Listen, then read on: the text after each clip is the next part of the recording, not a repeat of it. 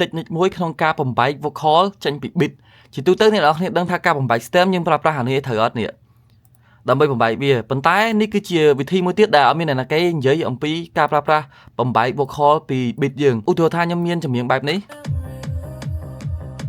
អញ្ចឹងខ្ញុំចុចកន្លែងនេះមកហើយខ្ញុំចុចចូលកន្លែង edit audio editor បន្ទាប់ពីចេញបែបនេះហើយខ្ញុំចុច select mouse ស្ដាំដែរហើយខ្ញុំយកពាក្យ tool បន្ទាប់ពីចេញពាក្យ tool ហើយខ្ញុំចុចយកមកកន្លែងនេះ voice denoiser ឬក៏ isolator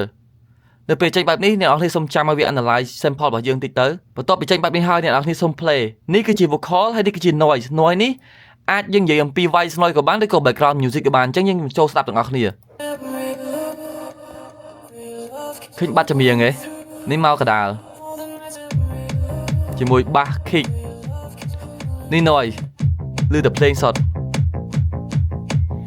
ឥឡូវនេះក៏យើងអាចប្រើប្រាស់សម្រាប់បងប្អូនណាគាត់យកទៅច្រៀង karaoke បានដូចគ្នាគឺវាយើងមិនបាច់ជា stem មកដើម្បីពិបាកឯងគឺវាចូលមកយើងកាត់មកគឺ separate ចេញហ្មងចម្រៀងហើយនឹង vocal យកតែម្ដងមួយខ្ញុំផ្លាក់ play ម្ដងទៀតឃើញអត់យើងអាចធ្វើជា karaoke បានដែរយើងទុកតែ vocal តិចតិចមក